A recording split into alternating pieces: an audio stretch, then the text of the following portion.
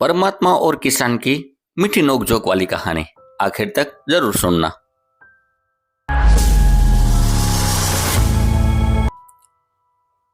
एक बार एक किसान परमात्मा से बड़ा नाराज हो गया। कभी बाढ़ आ जाए, कभी सूखा पड़ जाए, कभी धूप बहुत तेज हो जाए तो कभी ओले पड़ जाए। हर बार कुछ न कुछ कारण से उसकी फसल थोड़ी खराब हो जाए।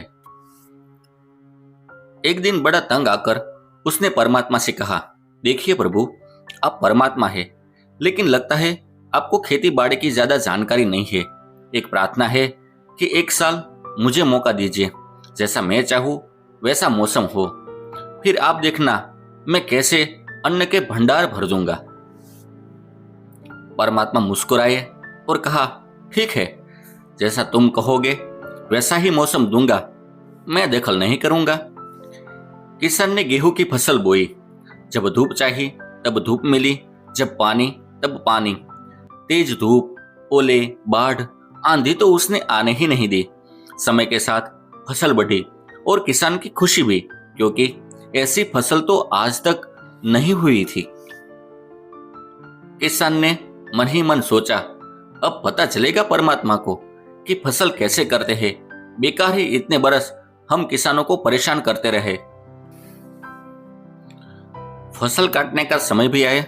किसान बड़े गर्व से फसल काटने गया, लेकिन जैसे ही फसल काटने लगा एकदम से छाती पर हाथ रखकर बैठ गया। गेहूं की एक भी बाली के अंदर गेहूं नहीं था। सारी बालियां अंदर से खाली थी। बड़ा दुखी होकर उसने परमात्मा से कहा, प्रभु, ये क्या हुआ? तब परमात्मा बोले, ये तो होना ही था। तुमने पौधे को संघर्ष का जरा सा भी मौका नहीं दिया। न तेज धूप में उनको तपने दिया, न आंधी ओलों से उसे जूझने दिया। उनको किसी प्रकार की चुनौती का एहसास जरा भी नहीं होने दिया। इसलिए सब पौधे खोखले रह गए। जब आंधी आती है, तेज बारिश होती है, ओले गिरते हैं, तब पौधा अपने बल से ही खड़ा रहता है। वो अपना अस्तित्व बचाने का संघर्ष करता है, और इस संघर्ष से जो बल पैदा होता है वही उसे शक्ति देता है, ऊर्जा देता है, उसकी जीवटता को उभारता है। सोने को भी कुंदन बनने के लिए आग में तपने, हथौड़ी से पीटने, गलने जैसी चुनौतियों से गुजरना पड़ता है, तभी उसकी स्वर्णिम आभा उभरती है, उसे अनमोल बनाती है। उसी तरह जिंदगी में भी अगर संघर्ष ना हो, चुनौती ना हो, तो आदमी खोखला ही रह जाता है। उसके अंदर कोई गुण नहीं आ पाता। ये चुनौतियां ही है जो आदमी रूपी तलवार को धार देती है, उसे सशक्त और प्रखर बनाती है। अगर प्रतिभाशाली बनना है तो चुनौतियां तो स्वीकार करनी ही पड़ेगी, अन्यथा हम खोखले ही रह जाएंगे।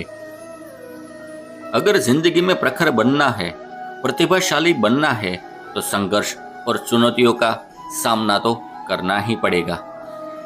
इस कहानी से आपको क्या सीख मिलती है, कमेंट करके जरूर बताएं, और ऐसी प्रेरणात्मक कहानी सुनने के लिए मेरे चैनल को सब्सक्राइब जरूर कीजिए। नमस्कार।